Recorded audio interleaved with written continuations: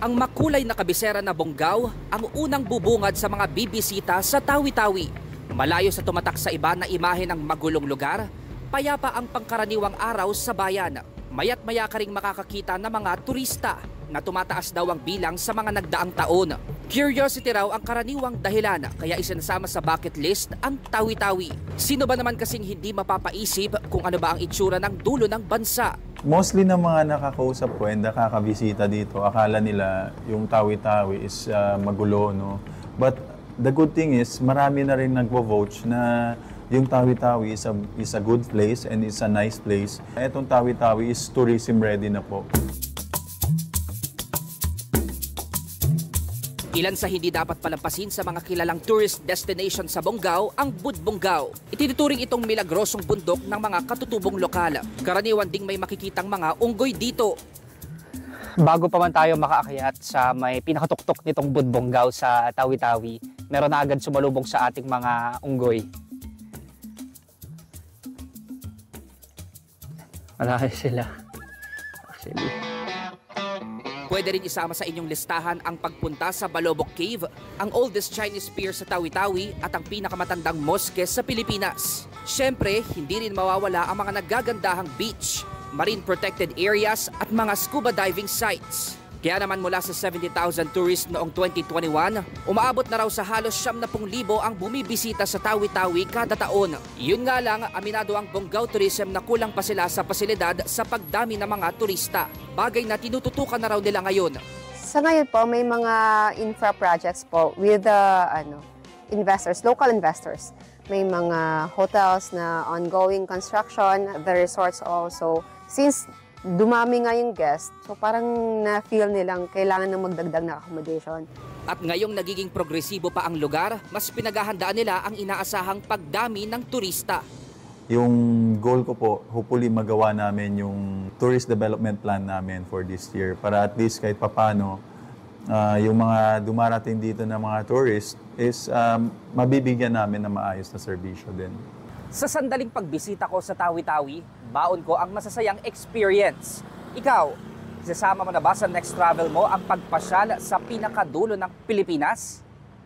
Mobile journalist Francis Orcio po, hatid ang buka ng balita. Pag-usapan pa natin ang turismo sa Tawi-Tawi kasama si Mobile Journal Francis Orcio. Gusto ko sanang sumama, Francis Gusto kong makabalik sa Tawi-Tawi. Pero gaano ba kadaling bisitahin ang Tawi-Tawi? Pops J, meron dalawang paraan para makapunta tayo doon sa mismong Bonggao Tawi-Tawi. Pwedeng via airplane, pero wala pa silang direktang flight mula dito sa Manila going to Tawi-Tawi. So dadaan ka muna na? Manila to Zamboanga, Okay. tapos Zamboanga to Bonggao Tawi-Tawi. Pero sabi naman ng mismong LGU ng Bonggao Tawi-Tawi, araw-araw naman ay may flight sila coming from Zamboanga. Tapos pwede rin tayong mag-ferry or yung Roro. Meron din tayong Manila to Zamboanga. Tapos matagal-tagal nga lang. ride ng ferry na Zamboanga to Bonggao Tawi-Tawi. Pero yun nga lang, kapag ferry or Roro, matagal-tagal yung pagiging biyahe natin. Pero kamusta naman ang accommodation? Marami bang hotel? Pwedeng dumayo ka lamang doon? Pops J, ito yung gustong ipaliwanag din ng Bonggao Tawi-Tawi na sa ngayon, limitado pa rin yung mga accommodations or yung mga hotels or resorts na pwede pinaghahandaan mag-accommodate. din ba ng LGU yan? Yes, Pops J. Kaya ngayon, meron na silang ginugulong na tourist development plan para nga mas ma-improve at mapaigting pa yung pagtanggap ng mga tourist arrivals doon sa mismong Bonggao Tawi-Tawi. Bilang ito nga yung kabisera or capital ng mismong Tawi-Tawi province. Mahal bang bisitahin ang Tawi-Tawi? Pops J, mahal ang pagkain, mahal mura ang ang mga accommodation. bilihin doon mismo sa Tawi-Tawi. Halimbawa, yung prutas nga prutas, doon. Masarap ang yung prutas lansones yan. na isa sa mga pinaka-abundant or maraming tanim doon sa Bonggao Tawi-Tawi. 15 lang yung kada kilo. 15 to 20 pesos. Naku, napakamura. Murang-mura Matamis naman ba? Yes, Pops J. Actually, Ba't hindi ka nagdala? Nasa na? Okay. Nagawi ka doon sa Budbonggao ba yun? Yes, Pops J. Sinasabing Budbonggao. milagrosong bundok. Napakaganda ng video mo. Kamusta doon?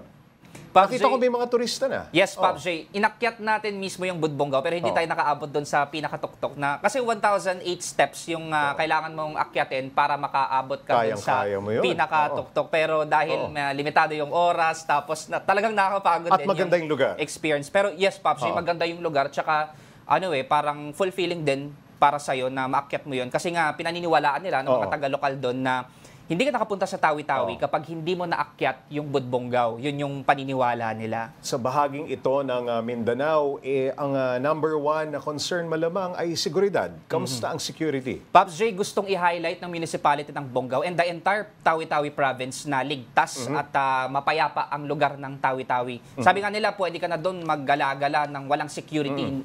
Kaya yun yung gusto nilang ipaliwanag sa mga turistang gustong bumisita doon na maganda ang Tawi-Tawi, ligtas at hindi mo na kailangan. Kumbaga, secure ka, yung safe ka doon sa mismong probinsya. Kapag syempre namasyal ka sa Tawi-Tawi, mapapagod ka, magugutom ka, mauuhaw ka. Ano ba ang must-try na delicacy doon? Ang isa sa pinagmamalaki nilang produkto doon dahil nga napapaligiran ng tubig, yung seaweed chips na ginagawa mismo ng mga local na may dala ka naman doon. siguro. Natikman natin yung Pops J, yung seaweed chips nila. Mo, at masarap din naman. Kasi ano, yun yung ginagawa dahil wala kang dala, hindi ko alam ang lasa. Masarap, Pops J, kasi nga napakaraming produkto ng so seaweed doon. ang seaweed. At yun yung ginagawa nilang mga chichirya at pinang-uuwi dun sa mga turistang... Pinapapasalubong. Yes. Alright, sana all. Okay, maraming salamat, Mobile Journal Francis Orsio.